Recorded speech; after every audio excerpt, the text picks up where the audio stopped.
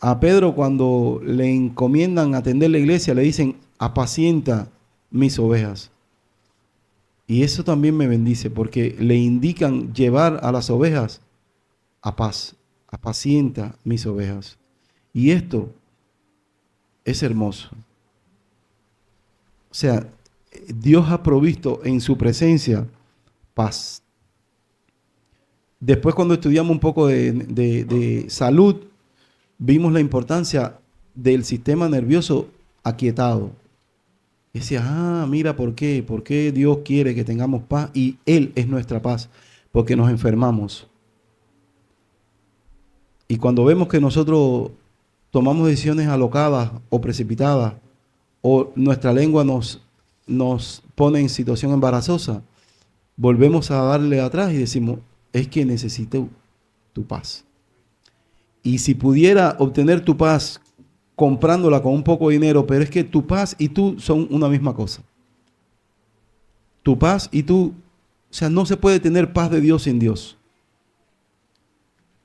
La idea griega, porque son de las cuestiones que le hacen a la Biblia, los señalamientos que le hacen, que aquella mujer sacó un poquito de poder de Jesús porque le tocó el manto, nos puede estar haciendo daño. Porque si yo me arrastro bastante y logro, el estímulo, la énfasis, el esfuerzo está en lograr tocar un manto. Y si yo tengo la fuerza, la destreza y la energía para meterme por el piso, por entre todo el mundo y logro tocar el manto, saco un poquitico de poder y con eso obtengo lo que busco, sanidad. Cuidado, cuidado. El pasaje está, pero la interpretación griega no es la que debiéramos tener, de que es sacar un poquito de energía de un recipiente y con eso resolver nuestro problema. No, no es eso.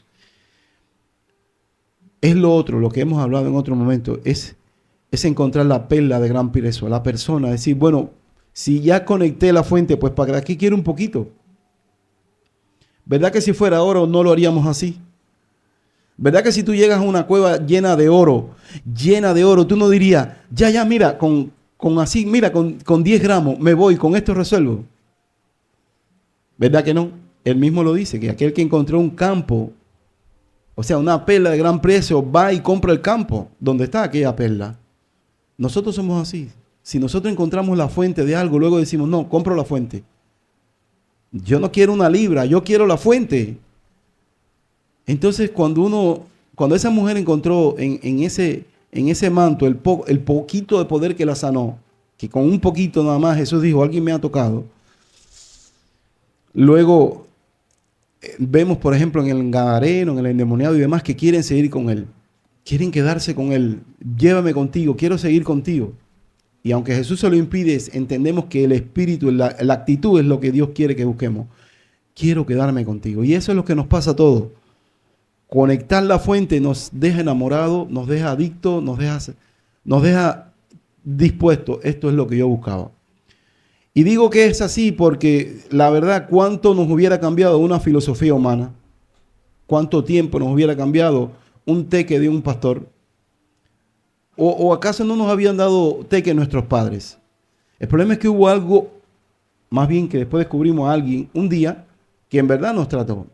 Y en función de ese alguien es que uno no entiende por qué las personas no se enamoran de ese alguien y siguen una vida profana, equivocada, una vida de lisonja, una vida de liberalidades. Entonces uno concluye y dice, ¿es que no habrán tocado a ese alguien? Porque si lo hubieran tocado, hubieran cambiado. Pero ahí los dejo. Es la meditación que quisiera que hoy tuviéramos, el hambre del alma. Vamos a comenzar esta segunda parte del hambre del alma, de este ciclo que vamos a estar dando, y para ello vamos a orar. Hoy nos habíamos quedado, ya habíamos visto toda la necesidad de nuestras almas de nutrirla y que Dios era el único que lo podía hacer. Dios y solo Él, Dios sin sustituto, Dios sin mediador. No podía alimentar tu alma nadie fuera de Dios. Tu alma el hombre es un alma viviente y tú eres un alma. Definición que nos aclaró Dios en la semana pasada. Tú no tienes un alma, tú eres un alma. Es diferente. Y como eres un alma, tienes una necesidad de nutrición para esa alma, porque en verdad tú eres un alma. Vamos a orar y pedirle a Dios que nos ayude. Padre amado, cuídanos de desnutrición. Cuídanos de esta pandemia de desnutrición del alma en medio de este mundo tan materialista que nos ha hecho creer que somos carne y hueso. Gracias por ubicarnos en que somos almas y que como somos almas metidas en un estuche llamado cuerpo, necesitamos, Dios mío, alimentar no solo el estuche, sino alimentarlo de adentro. Dios, hoy danos tu palabra, danos tu enseñanza, la necesitamos, y esa instrucción que siempre nos das para corregir, que venga cargada de tips de revelación, porque realmente de toda la hora que un servidor habla, yo sé que quizás nos quedamos con el 10%, pero que ese 10% nos ilumine hoy bastante, Señor, en el nombre de Jesús. Que cada uno se vaya hoy con su 10% de revelación suficiente, con un 1%, con que tú nos des un tips de luz, estaríamos muy, muy, muy bendecidos. Así que aquí estoy, Dios mío, reconociendo mi incapacidad de esto y que si tú no lo haces, yo no sé hacerlo, Señor. En el nombre de Jesús. Amén. ¿Cómo alimentar tu alma? Vamos a mirar la malnutrición del alma. Muchos dicen, yo busco a Dios, y eso es verdad. La pregunta es, ¿por qué entonces no pueden tener una estabilidad? ¿Por qué entonces no pueden tener el formato? ¿Por qué entonces no pueden tener lo que, digamos, la apariencia correspondiente al interior? O sea, ¿por qué no hay una correspondencia entre lo que dicen que adentro tienen un alma nutrida y el exterior? ¿Por qué esas dos cosas no corresponden? Primero, ustedes saben, bueno, vamos a hablar de cómo buscar a Dios. Hoy comenzaremos a desempacar esto. Y sabemos que se tiene que buscar a través de devocionales. Devocionales es el tiempo que tú dedicas a alimentarte con Dios. Sabemos que se hace con lectura, son los medios de gracia, lectura y no solo lectura, estudio. También con ayuno, con oración, con comunión con los santos y con vigilias. Son los medios de gracia que tradicional, mundial e históricamente y bíblicamente están diseñados para que el alma del hombre, o sea, el hombre como alma pueda tener un avivamiento y una alimentación nutrida según Dios.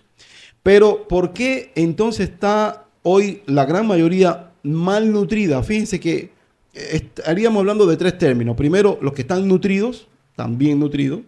Los que están desnutridos, que no comen. Y los que están malnutridos, que sí comen, pero comen, digamos, comida chatarra. ¿Ya? Entonces tú los puedes ver gordos, pero están malnutridos. Y estas personas son generalmente personas que se enferman y demás.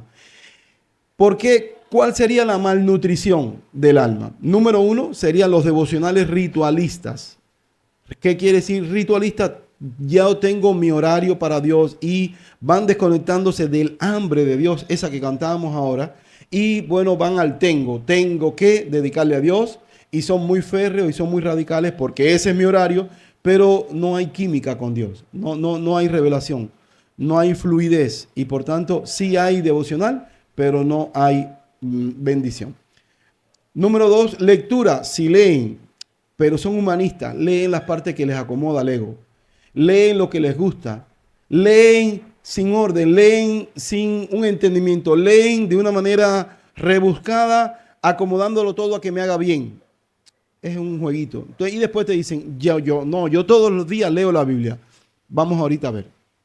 Tercero, esto es la malnutrición, que repito, hace mucho daño porque las personas engordan, se ven robustos, pero están enfermos. Entonces, esto es un problema. El que lee la Biblia y no la entiende, se está haciendo tremendo daño. El que lee la Biblia solamente lo que le acomoda y no quiere leer libros complicados y no quiere meterse en doctrina, está malnutriéndose. Tres, los ayunos. Malnutrición del ayuno. Un ayuno condicionado. Dios, voy a ayunar aquí hasta que me den la visa. Yo voy a estar aquí plantado en ayuno y oración porque tuyos son los cielos, la tierra, el mar y todo lo que habita, y tuyo yo creo. Ese tipo de brazo partido con Dios no va. Entonces hay ayunos que son malnutrición porque no se entiende que puede Dios estar tratándote. O sea, no voy a ayunar hasta que me sane. Puede ser que no te sane y que hayan dado la palabra, bástate mi gracia, se la dieron a Pablo, y tú no la quieres recibir. Entonces es una malnutrición, porque hermano, ¿qué te pasa? Que estás tan delgado. No, es que estoy en ayuno. Y hermano, ¿qué te pasa? Oye, pero tan delgado, es que estoy en ayuno. Y no, en verdad el hermano está en obstinación. Y la obstinación, dice la Biblia, que es como pecado de adivinación. O sea, ser brujero, ser de Changoy o Batalá, es lo mismo que ser un obstinado. Entonces el hermano está supuestamente ayunando condicionadamente. La oración igual de malnutrición es la oración impositiva. Ese tipo de oración que le da órdenes a Dios. Ya hemos refutado los yo declaro, los yo desato, yo ordeno, yo tomo, yo pongo autoridad, yo quito, yo cierro, yo abro, yo pongo. Todas esas tonterías, esas oraciones realmente las vimos ridiculizarse durante el COVID. Todos los que declararon no pararon el COVID. Todos los que le dieron órdenes al COVID no movieron el COVID. Todos los que declararon, impusieron y movieron a los demonios para la derecha y a los ángeles para la izquierda no lograron nada del COVID. Así que yo espero que nos haya quedado clara la lección de que todo eso son simples falacias humanas. Nunca más crea en la oración es impositiva. Díganme ustedes, si el hombre ni al hijo le puede dar órdenes, se lo va a dar a Dios. Se lo va a dar a seres mayores que él, que son angelicales. Ni ángeles buenos ni demonios malos. Le va a dar órdenes. No caigamos en esa trampa. Así que cuando tú vayas a orar, no por gusto, aquellos que oraban, y lo vamos a ver en su momento, se vestían de silicio y ceniza. No por gusto se ponían en piedra, no por gusto se ponían en posiciones incómodas, no por gusto demudaban el rostro y sabían que tenían que promover en Dios un sentir de que te estoy viendo triste. Estoy sintiendo tu dolor. Si no, a Dios no lo podía mover. Eso de que abro un ojo aquí a ver si Dios me ve. Padre, porque tú sabes. Y eso no funciona. Entonces son malnutriciones y luego tú le preguntas, ¿oraste? Mano, 3 horas de oración. Malnutrición. Quinta, comunión. La comunión es un alimento para el alma, pero comúnmente se hace una comunión denominacional. Comunión solo con los que creen como yo. Comunión solo con los que me llevan bien. Comunión solo con los que me caen bien. Comunión con los de mi grupo. Entonces, la comunión debiera ser con los santos. En su punto ya lo ampliaremos. Pero son malnutriciones. Si tú no te atreves a tener comunión con los santos, estás prejuiciado. Y por último, las vigilias. Pero la vigilia tiene algo. Tenemos que separar. La vigilia de desnutrición es la vigilia que hacemos en insomnio de nervios. Es el día que estamos muy preocupados y no nos podemos dormir. Hermano, tomémonos un diazepam, o 2, o los 3, o un tilo y rindámonos. Y no creamos que estamos en vigilia. Eso no es vigilia. Vigilia no tiene por qué ser un estado de nervio, no tiene por qué ser insusto. Y yo sé, los primeros días que a mí me informaron que tenía un hijo con cáncer, yo no podía dormir, ¿no? O sea, era difícil. O sea, buscando cosas y explicaciones, versículos. Y era así, en verdad lo que estaba era fuerte, era un shock, ¿entiendes? Entonces, eso tú no lo puedes confundir con vigilia. No le puedes decir luego a la otra familia, el otro día no es que me acosté tarde porque estaba de vigilia. Eso puede no ser verdad. Puede que no hayas dormido, es verdad, pero no por estar en vigilia. La vigilia, ya lo explicaremos en su clase, pero es un medio que alimenta mucho el alma cuando es en descanso. No puede ser en nervio. Así que si estás muy ansioso o nervioso, tómate un ansiolítico, algún tipo de sedante y acuéstate y duerme. Y a lo mejor haces tu vigilia en la tercera o cuarta hora del día y podrás hacerlo en paz. Podrás hacerlo descubriendo de ti tu humanidad y descubriendo tu parte débil sin ninguna carga. Duerme, no hay problema. Puedes hacer tu vigilia en otro horario más cómodo y con tu sistema nervioso más tranquilo. Así que esto es malnutrición. Paso a la otra diapositiva, entendiendo y esperando que aceptemos que muchos de nosotros, yo me incluyo, hemos pasado por esta malnutrición. O sea, al pasar por una malnutrición significa que hemos caído en la trampa de tengo que orar, o de orar con imposición, o de ayunar con un ayuno condicionado, o de leer la Biblia solamente los textos que a mí me placen o me gustan. Si eso es lo que vas a hacer, no funciona. Eso puede funcionar con el brujero, puede funcionar con la religión, pero con Dios no, con tu alma no. Porque sería como engañar a tu alma y decir, me voy a poner nutrido, voy a tomar mucha Coca-Cola. Tú verás que yo me voy a sanar. Todos los que se enferman, los médicos le dicen, quítate lo tóxico, quítate lo que te enferma y come lo natural, lo saludable. Si tú te quieres empeñar en decir, yo me voy a poner bien tomando Coca-Cola, es un autoengaño. Ok, adelante, es tu cuerpo. Pero igual pasa con el alma. Si tú crees que orando así a la ligera, de una manera impositiva, haciendo este tipo de mal ayuno, de mal lectura, de mal devocional, te vas a poner bien, allá tú. Pero de parte de Dios te digo, eso es estar malnutrido.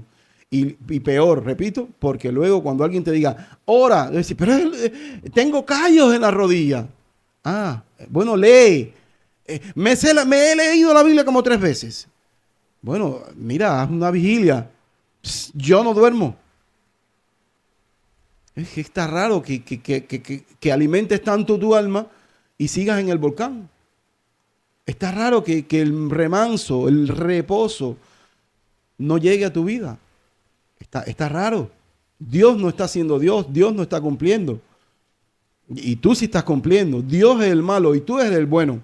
Porque tú estás pagando el precio y cumpliendo y Dios está incumpliendo. Tiene que ser así, ¿verdad?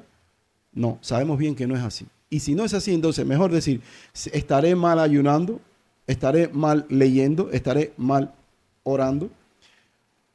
Vamos a la próxima. Entonces, ¿cómo puedo alimentar mi alma?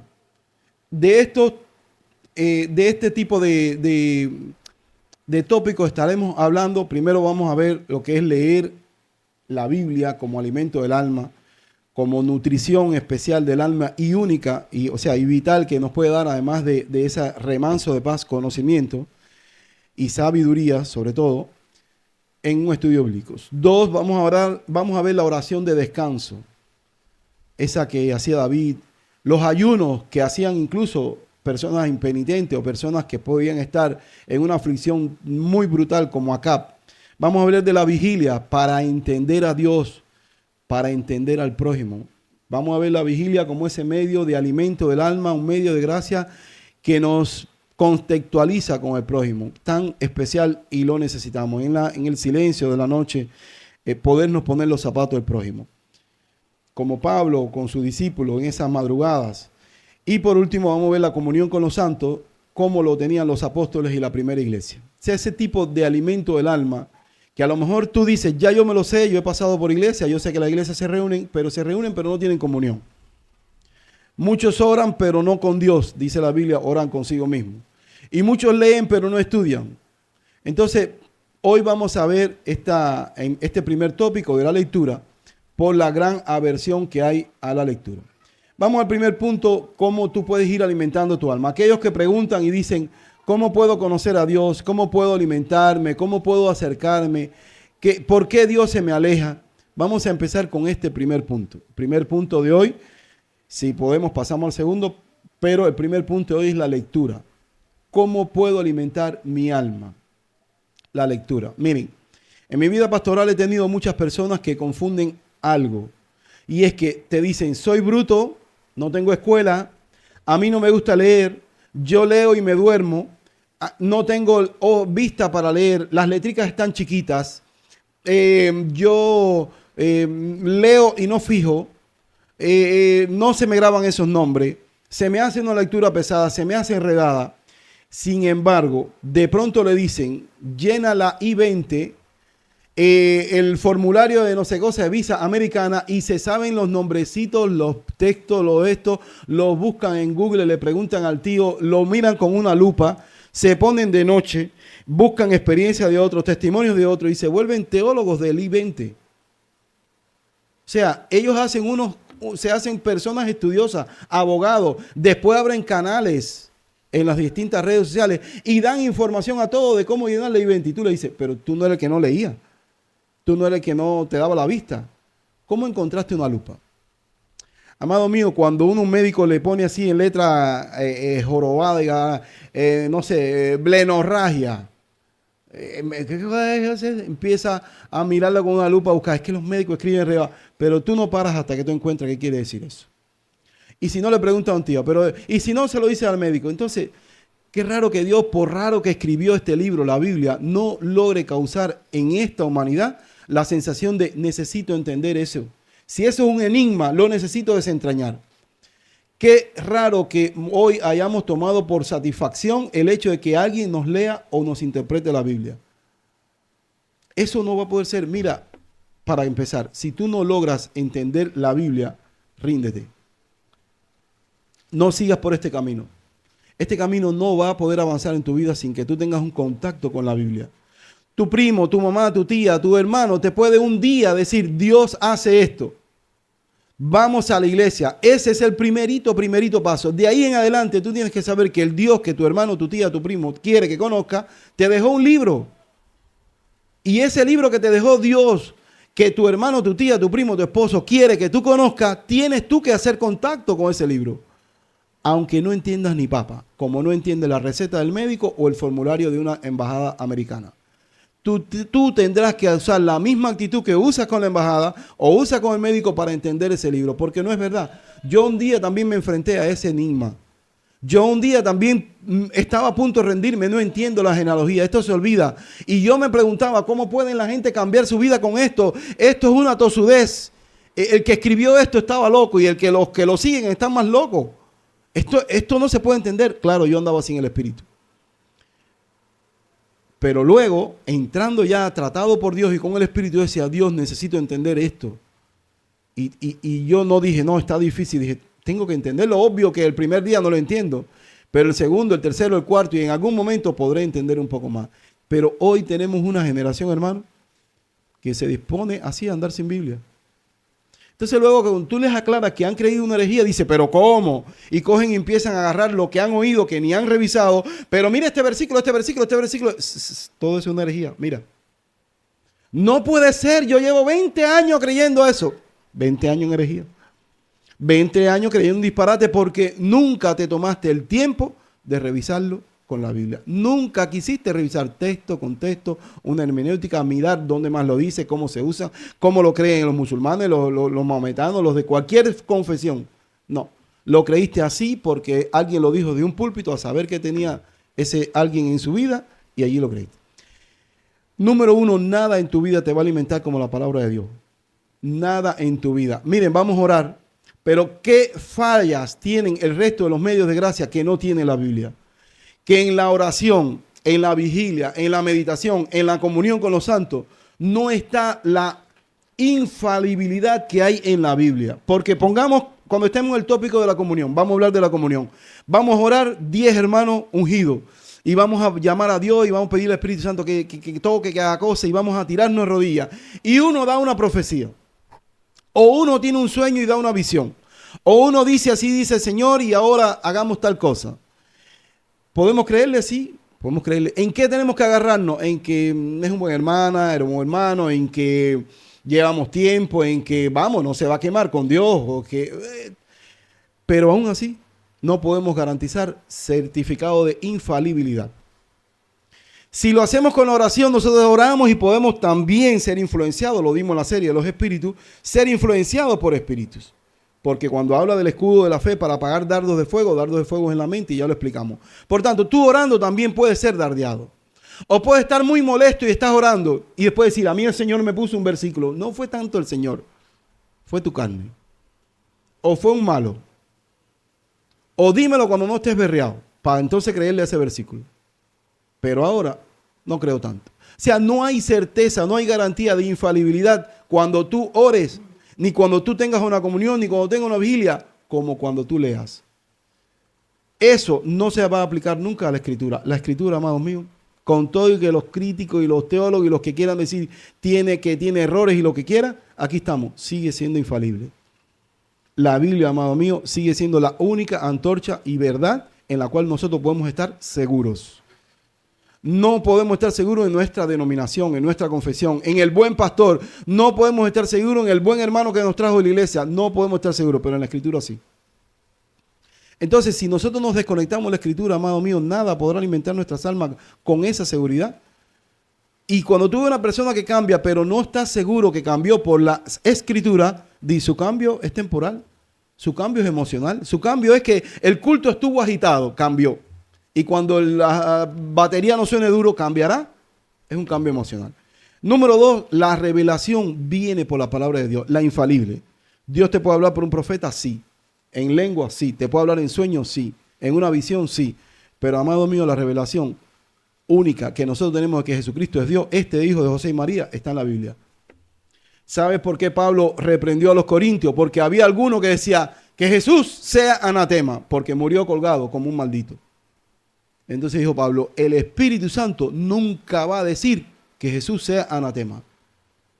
Ese que dijo esa profecía, quítenlo. Ese no tiene el Espíritu Santo. Había mujeres también alborotadas que Pablo mandó a controlar. Si quédense en casa, preguntan a los maridos porque estaban un poco excitadas.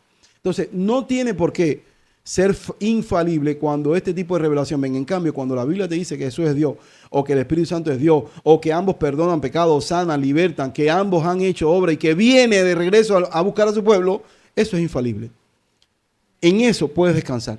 Cuando tú tengas un problema, tú digas, ay, me acordé que la Biblia dice que no perdáis vuestro galardón que tiene grandes recompensas. He aquí vengo pronto y mi galardón conmigo para recompensar a cada uno según sea su obra. Ay, te refresca.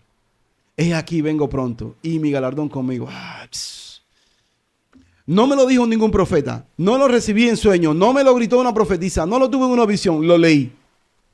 Y ese pronto alimentó a la iglesia perseguida primitiva, alimentó a los moravos, alimentó a los cuáqueros, alimentó a los de Pensilvania, alimentó a los cubanos. Ese mismo vengo pronto ha sido pronto desde el día que se escribió y hasta hoy, y hoy es más pronto que cuando se escribió. Así que cuando la Biblia me dice, aquí vengo pronto, para mí es pronto. Que los teólogos o los críticos me quieran decir cuándo es pronto, no sé, para mí es pronto, me dio paz. Me dijo, para ya de sufrir, descansa, vengo pronto. Me dio paz. A ti no te da paz porque tú no conoces a Dios. Esa revelación única y exclusivamente viene por la Escritura. Así que, ¿cómo vas a alimentar tu alma sin leer eso?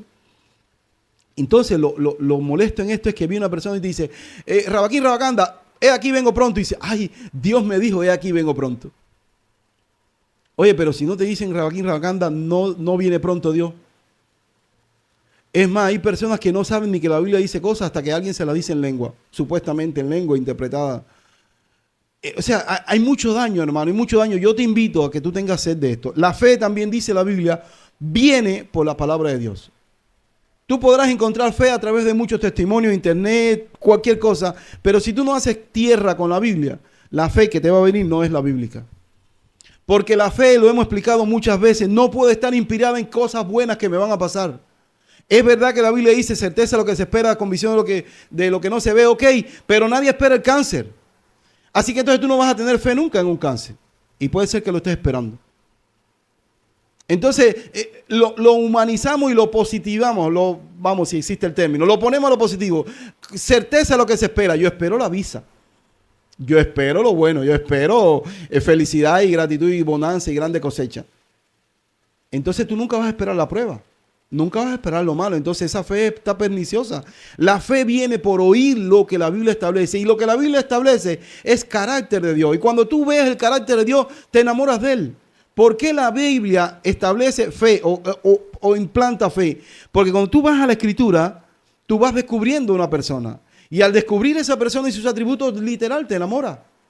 Es así. ¿Alguien se puede enamorar de quien no ha visto? No. Tiene que verlo, relacionarse, oírlo, mirarlo, rozar una vez, otra vez, hasta que termina cautivado por esa persona. Igual pasa con Dios.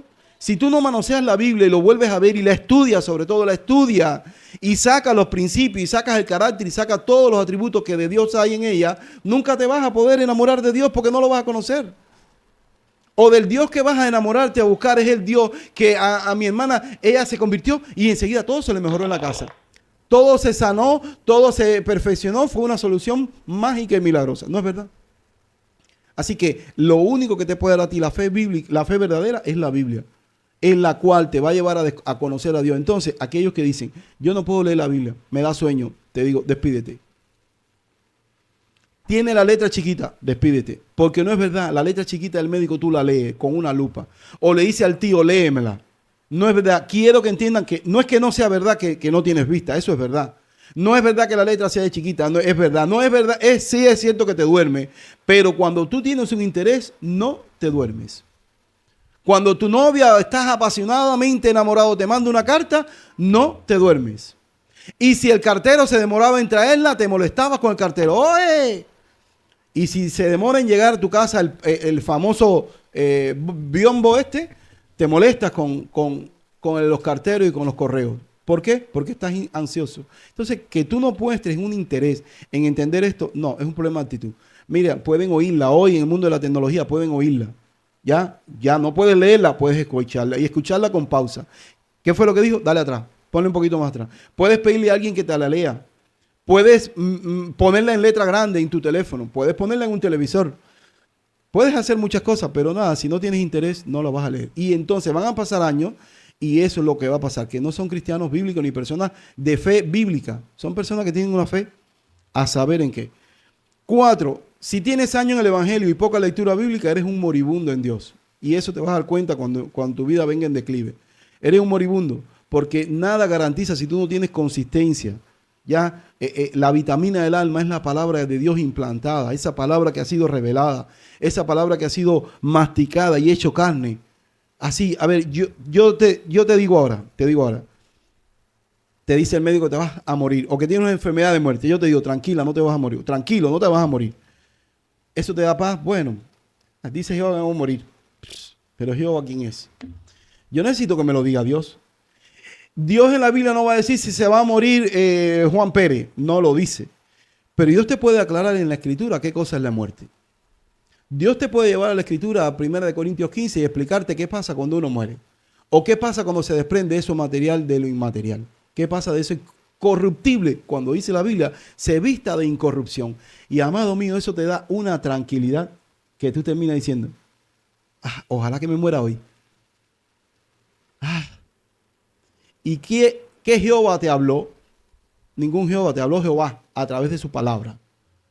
Entonces eso no lo vas a recibir. Yo y todos los consoladores del mundo te podemos decir, no te preocupes, eso va a pasar, no te preocupes, eso va a pasar. No va a venir ni remotamente comparado con como cuando Dios te diga, voy a estar contigo. Y esto va a pasar. O yo estoy formando en ti algo nuevo. O esto toma tiempo. O esto va a sacar las mejores lecciones de vida. O esto te va a llevar más cerca de mi persona. Entonces, como decía Pedro cuando le estaban lavando los pies, no lo entendía y decía, no. Tú eres el maestro, yo soy el siervo, yo te tengo que lavar los pies a ti, tú a mí no me los lavas. No, maestro, tranquilo. Yo te lavo los pies a ti. Y Jesús le dijo, Pedro, mira, si no te lavo los pies, no tendrás parte en este ministerio. ¿Qué? No, entonces lávame los pies y hasta la cabeza. Cuando Pedro lo entendió que eso era indispensable, dijo, no, entonces hasta la cabeza, venga, hasta la cabeza. Como siempre, el Pedro sanguíneo. Así que puedes tener mucho años en el Evangelio, que si tú no tienes contacto con la Biblia, eres un moribundo. Estás, pero estás muriendo. Esta semana un hermano me mandó una foto de un familiar y cuando vi la foto le dije, yo por dentro dije, le quedan días. Y ayer me llamó, hermano, se murió. Cuando yo le decía, oye, hay que apurarse, mira a ver, hay que apurarse, me parece, pero yo ya viendo dije, esto le quedan días. En efecto, un joven, 20 cachos, no sé si llega a 30, murió. Entonces, igual yo veo a muchos moribundos, es cuestión de tiempo. Es cuestión de tiempo. Y saltarán de iglesia y cambiarán de ministerio, de pastores, buscarán nuevas verdades, nuevas revelaciones, pero son moribundos porque no aterrizan en la Escritura. Y de pentecostales se meterán a adventistas testigos de Jehová, y testigos de Jehová musulmanes a hebreos, a israelitas, a mesiánicos. Cambiarán de confesiones de millones hasta el día que hagan contacto con la Escritura. Un contacto sincero. Si lees mucho y estudias poco, igual eres un moribundo con Dios. Otro gran problema. Si lees mucho y estudias poco, tranquilo, igual estás muriendo. ¿Por qué? Porque este libro tiene la necesidad de ser entendido. Porque este libro ostenta una verdad del cielo que quiere que tú la vivas en la tierra. ¿Cómo tú puedes poner en práctica algo que tú no entiendes? Te pregunto. ¿Cómo tú puedes llamar a tu ofensor y pedir perdón por un orden y mando, por una obediencia ciega? No lo puedes hacer. ¿Cómo tú puedes poner la mejilla y ceder de ti mucho tiempo, dinero, vida, esfuerzo en algo que según tu lógica o según tu razonamiento, según el de tus padres, según el del mundo, no tiene sentido? ¿Cómo puedes doblegar tu vida aún sin sentido? Eso no tiene razón a menos que lo entiendas. Entonces, otro gran declive en la desnutrición del alma es que la Biblia, en los más ilustrados la leen, pero no la entienden. Tengo la vivencia verídica y real, y los hermanos del seminario lo saben, de haber tenido en el seminario a muchas personas de distintas confesiones y de distintos seminarios, de haber pasado por distintas escuelas y empezar la escuela como así, el seminario diciendo, vamos a ver qué dan aquí. así. Y empezar a cambiar de tono y a poner la cara así, y a poner la cara así, y a ponerse así, a ponerse a buscar, y a ponerse a buscar, y a ponerse nervioso y decir, ay, pero esto no fue lo que yo di en el seminario. Ay, pero por mi madre, ¿cuántas veces yo he leído esto y ahora que lo leo? Pero yo nunca lo había visto. Y todos los hermanos que han pasado el seminario dicen, oye, esto no es lo que yo me imaginaba.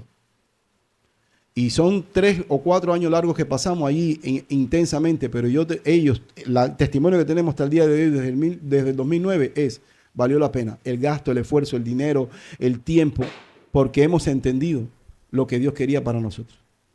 Y por fin hicimos tierra con la Escritura. Por fin dejamos que sea la Escritura el que nos rija y no la doctrina de ningún hombre. Por fin entendimos. Eso, amado mío, es triste. Hoy penoso, no solo en los círculos de las confesiones, sino en el círculo de los pastores. Todavía peor, no lo entienden. ¿Leen Biblia? Sí. ¿La entienden? No. ¿Qué repiten? Lo mismo que oyeron. ¿En qué contexto? En el que lo oyeron.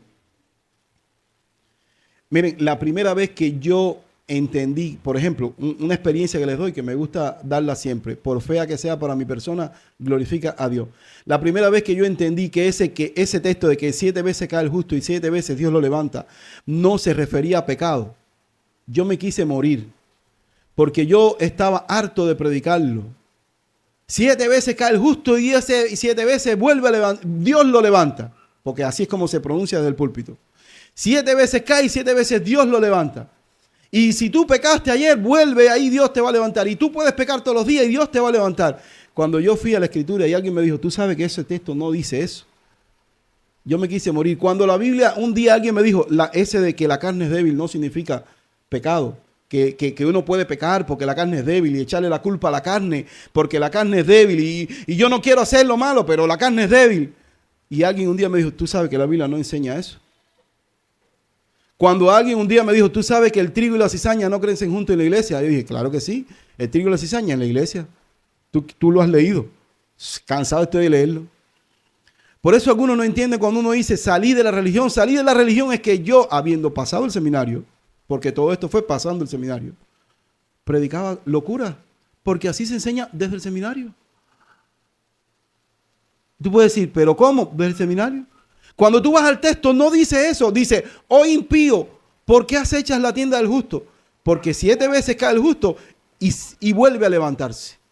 Un hombre ladrón que está queriéndole robar al justo y Dios le aconseja y le dice, no le robe porque aunque le roba, él es trabajador, él es esforzado, él es sacrificial y él se va a volver a levantar. No habla de pecado. Cuando fui a la carne habla de sueño. Oren, Jesús, no han podido orar ni una hora, oren. Porque la carne es débil, pero el espíritu está dispuesto, pero la carne es débil. Oren. Habla de sueño, habla de cansancio, habla de agotamiento, no habla de pecado. Y cuando yo fui encontrando textos y aquel pasaje de que el trigo y la cizaña crecen juntos, pero en el mundo, que no era la iglesia, dije, pero entonces bota todos los comentarios, bota todos los seminarios y yo me tengo que encerrar con este libro. Porque si no, ya el campo, dice Jesús, no otro intérprete, Jesús da la parábola y después la interpreta. Y dice, el campo, así como los ángeles, los segadores, ¿quiénes son los ángeles? El tiempo del fin, el reino. Y luego dice, el campo, el mundo. Y yo decía, el campo es la iglesia.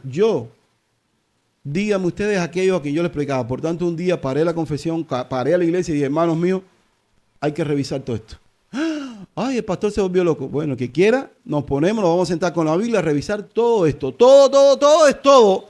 Vamos a revisar todo y lo que no esté ajustado en la Escritura, hoy se acabó. Eso yo sé que causó revuelo, pero amado mío, hasta el día de hoy me ha dado la paz de que lo que está escrito es lo único que yo recibo. Y que ese libro no cambia. Y hasta el día de hoy, la verdad, no me ha ido mal. No me lo ha dicho un profeta, no me ha dicho, no necesito eso para saber que siempre que yo esté en la Escritura voy a andar bien. Entonces tú tienes que revisar, si lees pero no estudias, tú estás en un grave problema. Yo lo estuve, por eso digo, en todo esto, yo tengo testimonio de vida, de haberlo vivido también. Así que yo te insto, no desde el punto aquí que te amenaza con un dedo, yo te insto desde el punto del que lo vivió, que tú seas discípulo dócil y te dejes ayudar. Porque este tipo de malnutrición nos ha acogido a todos. Y por último, si los estudios son de otro y no son tuyos, también eres un moribundo. Primero está el que lee, el que no lee. Luego está el que lee y no estudia. Y luego está el que lee y estudia los estudios de otro. Tampoco sirvió. Primero, el que no lee, moribundo. Segundo, el que lee y no estudia, moribundo. Tercero, el que lee y estudia los estudios de otro, moribundo igual. Tienes que hacer tus estudios. Ay, pero tengo que ir a la teología. Oye, pero puedes ir leyendo y anotando. Yo veo curiosamente a veces los que están en la iglesia que anotan y que repasan son los hermanos más ancianos o los que tienen algún tipo de letra. Entonces yo les pregunto con honestidad, cuando ustedes llegan a casa, ¿ustedes se acuerdan del 1% de lo que yo o cualquier servidor haya hablado aquí? No, se nos olvida. Porque nos viene de camino, sacaron el pollo, vino el pan. Oye, la fulana tal dijo esto, que van a cobrar, que se acabó el dinero, que el niño se enfermó. ¿De qué habló yo? ¿De qué habló Dios? Oye, no hablo nada. Por lo menos si tú te hicieras el bien de hacer un hábito, de anotar en una libretica. Si tú te hicieras el hábito de tener tu escritorio, como lo dimos en este coronavirus. Si tú te hicieras el bien de entender, te vas a ayudar mucho a tu alma. Porque dejar un mal amigo, dejar una mala novia, dejar el mundo, dejar un negocio, cortar con una persona, tienes que entenderlo. No te va a venir así de pronto, ay, esos presagios no son reales. Tienes que entenderlo. Cambiar de vida lleva una comprensión y si no lo comprendes no lo puedes hacer. Entonces, perdón, pero por eso la gente son más dados a lo emocional. Por eso en el culto, ya yo he visto que hay modalidades de culto donde el pastor va hablando y se necesita un piano, ya romantizando todo, adornando. Y los cultos donde la gente les gusta ir es donde hay una motivación fuerte, o donde se llora mucho, o donde la gente se eriza, o donde la gente empieza sensaciones. Y eso dura lo que dura la sensación. No va a durar lo mismo que cuando tú razonas y entiendes algo, cuando tú meditas en algo, ya cuando tú procesas ese algo y vas llevándolo a tu vida. Ayúdenme con la ovejita. Tenemos una ovejita aquí que está diciendo amén. El resto no dice amén y ella sí dice amén. Bárbaro, tú me ayudas, por favor, para que la amarres acá en este lado. Entonces, gracias porque la ovejita está diciendo amén. Bien. Nehemías 8:8. Vamos a ver algunos ejemplos. Y leían en el libro de la ley de Dios claramente y ponían el sentido de modo que entendiesen la lectura. Saben que cuando Nehemías, cuando Esdras, se retomó la lectura del libro, de las escrituras, de las que habían encontrado. Y entonces ellos, aquí me bendice que cuando la leían, no bastaba con leerla, decían, y ponían el sentido de modo que entendiesen la lectura. O sea, Nehemías 8:8 nos da la explicación. Salir de un cautiverio, reedificar unos muros, enfrentar un imperio, no se va a lograr si no se entiende. Entonces ellos necesitaban entenderlo. Entonces, para esto, nosotros podemos empezar a entenderlo. ¿Por qué? Aquí les pongo algunos tópicos. Número 1, para que nos cuidemos. Tenemos fobia a la lectura. Hay que dedicarse a la lectura y en este caso, por ejemplo, vamos a ver Pablo como se lo manda a Timoteo, un joven que quería él que fuera un pastor y que funcionó como pastor además. Pedro también, cuando se va Jesús, también tiene que dedicarse a la lectura y hay una situación, lo vamos a ver, por tanto se dedica. Pero hoy, sin embargo, tenemos fobia. Hay una fobia. Los muchachos les está haciendo mucho daño el mundo de las redes sociales, porque lo que les está dando es respuestas sin necesidad de sacrificio. Les está dando información sin filtro. Les está dando estímulo ya de cortisol desbalanceado que los lleva a una motivación y a una emoción fuerte sin necesidad de investigarlo. Entonces tenemos una generación, amado mío, que cada vez va a leer menos, va a tener más información y va a ser más inculta. Miren qué parado. Tenemos, por tanto, un analfabetismo bíblico, tenemos lectores pasivos. Hoy tenemos una generación de pastores indoctos y neófitos que no entienden, ni saben, ni leen, ni quieren saber. Y tenemos, por tanto, una generación de engañados que no se contrasta con la verdad. Por ejemplo, en Josué 1:8, cuando Dios le da a Josué la instrucción que iban a pasar el Jordán y iban a tomar aquella tierra prometida, le dice Dios a Josué, nunca se apartará de tu boca este libro de la ley, sino que de día y de noche meditarás en él, para que guardes y hagas conforme a todo lo que en él está escrito, porque entonces harás prosperar tu camino y todo te saldrá bien. Aquí el principio es no solo leer, sino meditar de día y de noche. ¿Cómo me hago cristiano? ¿Cómo mejoro mi camino? ¿Cómo? Con guardar tu palabra, dice Dios. ¿Qué tienes que hacer? Inevitablemente, tú tienes que sacar un tiempo con tu esposa, con tu hijo, contigo mismo, para meditar en la Biblia. No solo leerla, sino meditarla. Tú puedes oír sermones como estos, muchos, pero de todo este sermón lo único que Dios te va a dejar claro es una cosa: haz tierra con la Biblia. Después que tú termines hoy de escucharme, tu único mensaje va a ser: Dios me dijo que haga tierra con la, que haga contacto. ¿Saben lo que es hacer tierra, no? Aterrizar, ir allá, quedarme allí. Si ese mensaje queda en tu palabra, en tu corazón, perdón, esa palabra queda, con eso Dios ganó y un servidor se da por satisfecho. Pero, amado mío, a Josué le viene claro: quédate en la Biblia, medita en ella de día y de noche. Cuando tú medites en ella, va a brotar la sabiduría y vas a hacer prosperar tu camino. No es verdad que el camino se hace prosperar, hermano, con artilugio, con superficialidades, con manipulaciones. La vida, como le digo yo a mis hijos, nos va a ganar. La vida no tiene un botón que tú la cambies aquí para adelante. Para la vida no hay antídoto. Para la vida no hay refugio. La vida nos va a aplastar si nosotros no tenemos la sabiduría de Dios. No hay escape, no hay antídoto, no hay artilugio, no hay salidas alternativas. O tú agarras el carácter y la sabiduría, o la vida te va a aplastar. No, yo sé cómo hacer. Está bien, aquí nos vamos a ver. No, eso yo me lo sé. Yo menos mal que tengo fulano. Aquí nos vamos a ver. Si tú no tienes sabiduría, amado mío, y en base a esa sabiduría aplicas esos principios, te va a aplastar. Cuestión de tiempo. Para que a todo le saliera bien. A Josué no le dijo Dios: toma esta piedrita, échatela en el bolsillo y todo te saldrá bien. Toma este amuleto, cuélgatelo en el cuello y todo te saldrá bien. Nunca dejes la Biblia, siempre llévala en el bolso y todo te saldrá bien. No le dijo así. Le dijo: toma este libro. Y dice: no se apartará de tu boca. Un libro en la boca. ¿Qué significa eso? Porque había que leerlo en voz alta. Léelo en voz alta para que tú mismo te autoescuches y el que esté al lado de ti aprenda. Léelo y léelo y léelo. Pero papá, no lo entiendo, léelo. Hazte la idea de que ahí hay un gran misterio, ahí hay un gran enigma, pero es un cofre, es un tesoro tuyo escondido ahí. Descúbrelo. Está muy difícil. Bueno, ríndete. Ese es el carácter. ¿Qué te crees? ¿Que no te vas a rendir con un trabajo? Ese es tu carácter. Así de rendido no puedes enfrentar la vida. La vida, como una bola de nieve, te pasará por encima. Pablo le decía a Timoteo: miren, entre tanto que voy, 1 Timoteo 4:13, ocúpate en la lectura, la exhortación y la enseñanza. Esas son las tres funciones de un pastor. ¿Cómo puede ser un pastor que no lea? Que no haya leído ni literatura bíblica, ni literatura extrabíblica, que hay algunas muy buenas y muy inspiradas. Por tanto, o inspiradoras, vamos a decir, inspirada es la escritura, inspiradoras, que te animan, que te hacen entender cosas. Así que Pablo le dice a nada más y nada menos a Timoteo, a un pastor: ya ocúpate en la lectura, dedica tiempo a eso. También en el libro de Hechos vemos un ejemplo de lo que tuvo, de las prioridades que tuvo que organizar Pedro. Dice en Hechos 6, versículos 1 al 4. En aquellos días, como creció el número de los discípulos, hubo murmuración de los griegos contra los hebreos, de que las viudas de aquellos eran desentendidas en la distribución diaria. O sea, había que darle comida a las viudas y hubo cierto chisme. No, porque a fulana le dan y a mí no, y etcétera. Porque su marido era judío y el mío no, el mío vivía fuera de Jerusalén. Y hubo un conflicto, porque mucha gente vinieron y se convirtieron. Entonces, en esa distribución, habiendo problemas, los 12 dice que se reúnen y convocan a la multitud y le dicen: no es justo que nosotros dejemos la palabra de Dios para servir a las mesas. Pausa. ¿Cuál es el problema de servir a las mesas?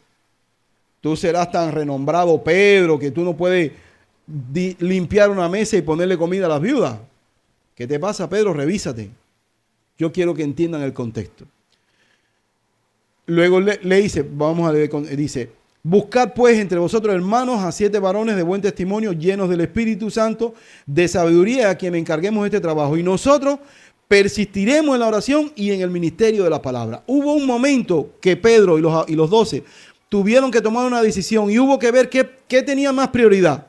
Allá afuera hay un conflicto de mucha gente pidiendo comida y en el chisme de que si la comida se la llevan los más israelitas, y entonces nosotros, porque venimos a otros pueblos, no nos dan nada, y ya empezó el dime que te diré. Oye, eso está difícil. No, pero nosotros tenemos una prioridad. ¿Cuál era la prioridad? Hermanos míos, miren, Jesús acababa de irse. Jesús declaró y ellos vieron en él las cualidades del Mesías, pero nadie creía en un Mesías sufriente. Nadie esperaba un Mesías que muriera semidesnudo. Nadie esperaba un Mesías que no destruyera Roma. La interpretación de su escuela primaria, de ellos como judíos, era que el Mesías tenía que vencer, tenía que destruir las naciones. El Mesías tenía que ser un hombre que redujera a sus enemigos, a sus adversarios. Pedro, dice la Biblia, Juan y los demás eran sin letras y del vulgo. Eran analfabetos, eran brutos. Y ahora tenían milagros que con la sombra de ellos, hasta sin querer, se sanaba la gente. Y ellos ya pasaban y decían, mira esto, se sanaron. Ay, mi madre. Pedro, dame de Cristo. Espérate un momentico, que yo no me he leído todo todavía, ¿oíste?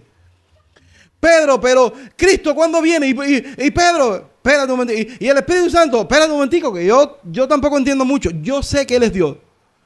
Pero yo las clases allá de Isaías, Jeremías y esas cosas, yo me comí la guayaba. Yo tengo que volver a la palabra, ¿oíste?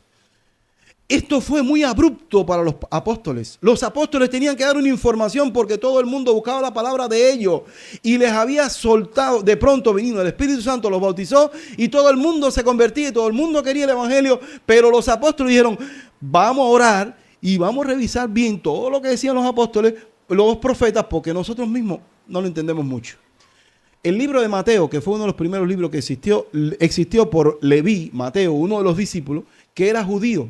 Y este judío, para hacer el libro, tuvo que ponerse a pensar y empezar a comparar todos los textos del Antiguo Testamento. Es el evangelio más veterotestamentario que hay, porque él recogió todo lo que decían del Cristo para poderle probar a sus coterráneos que este que había muerto en una cruz era el Cristo.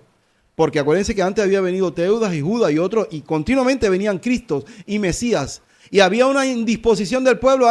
Este es el Cristo, a ver qué hace. Échenlo para allá. Este también es Cristo, a ver qué hace. Otro mentiroso más. Ay, ¿cuándo vendrá Cristo? Y hasta el día de hoy los judíos están así, mira, esperando que venga el Mesías.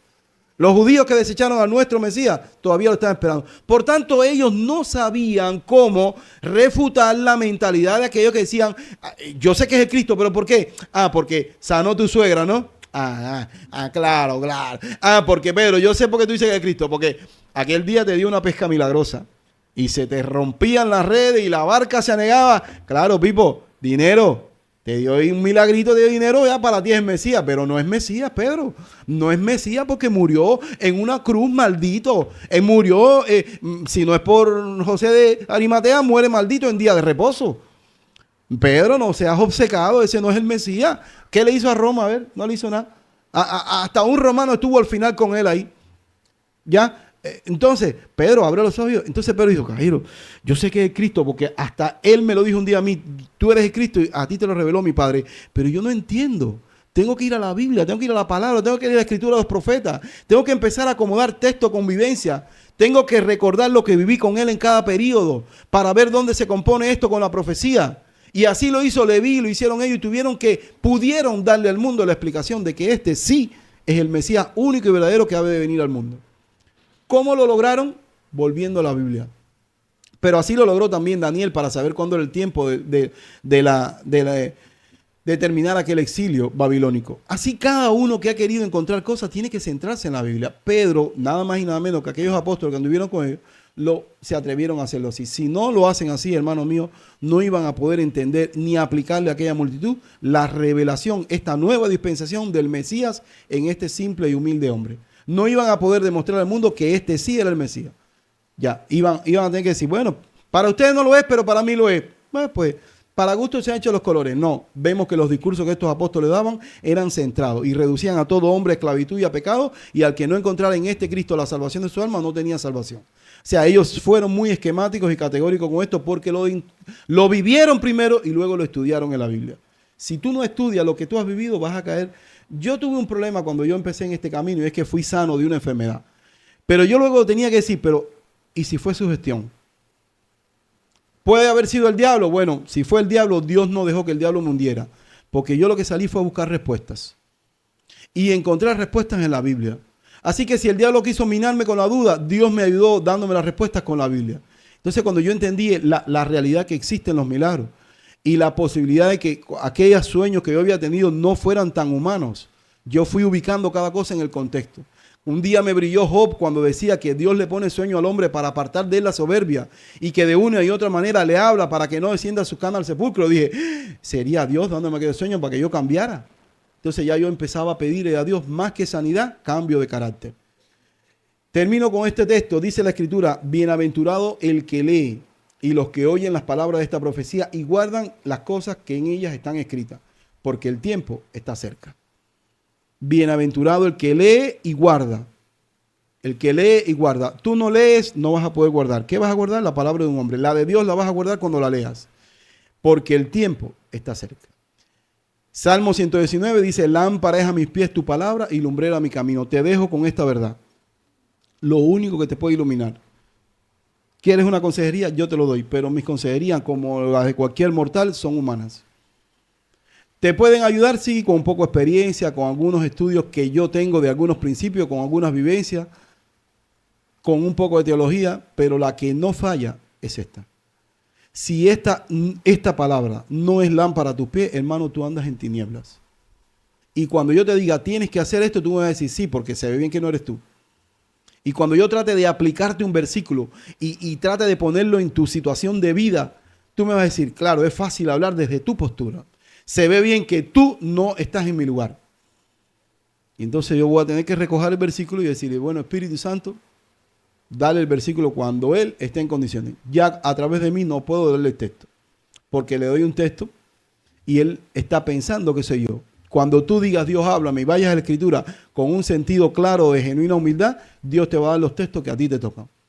Dice también Jesús, el Espíritu es el que da vida. La carne para nada aprovecha. Las palabras que yo he hablado son espíritu y son vida.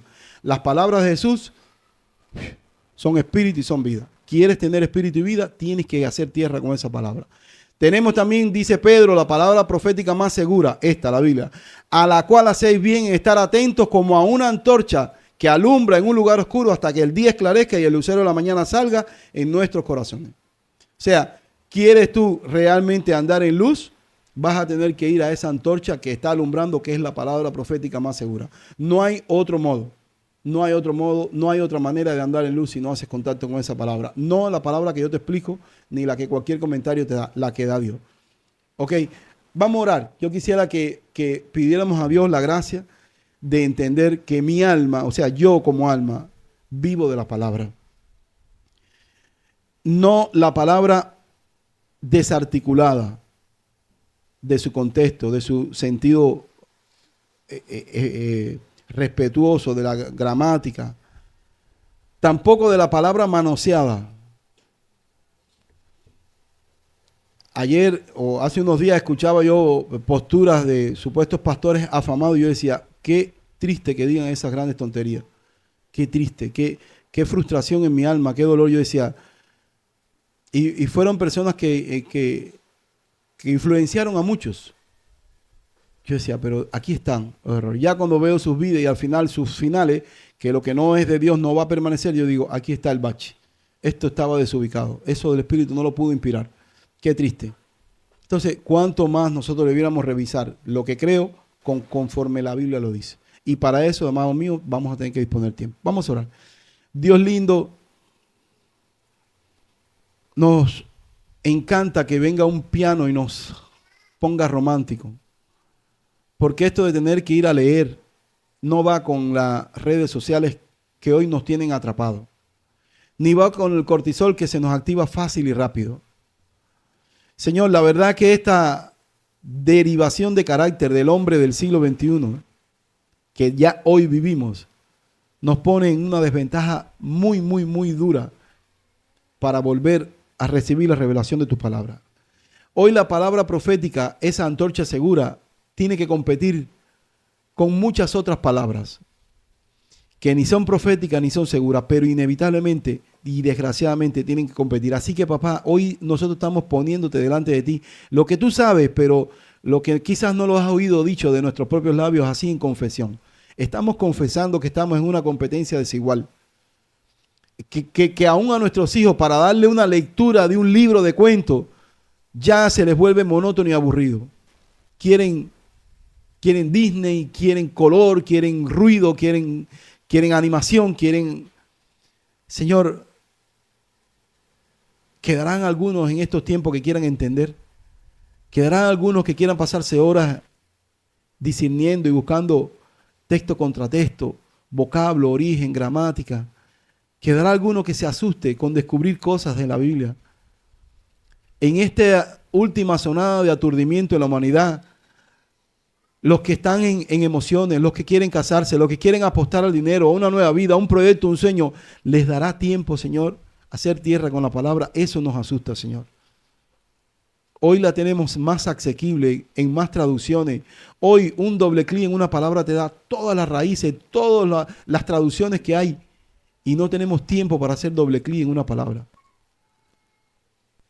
Eso nos asusta, Señor. Y es que no estamos hablando de otros, estamos hablando de nosotros.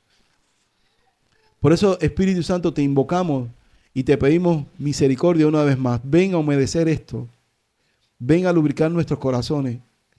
Ven y permítenos hacer tierra con lo que está escrito. Con la palabra única, antorcha profética, más seguro. Señor, personas piden consejo o preguntan si pueden hacer cosas que da miedo, asturde, que se atrevan a preguntar o decir cosas que tan marcadamente están en la Escritura. Asusta, Señor.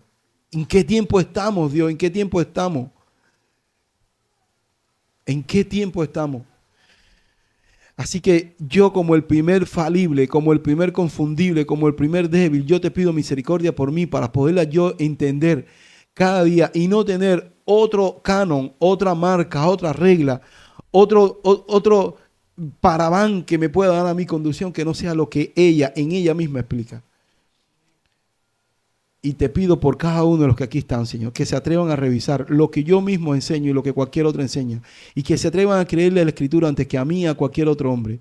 Porque no creo que podamos llegar fuera ahí, Señor. Y que cuando hagamos estas cosas, podamos entonces deleitarnos en esa hambre saciada que va a haber en nuestro corazón. En esa saciedad que va a venir.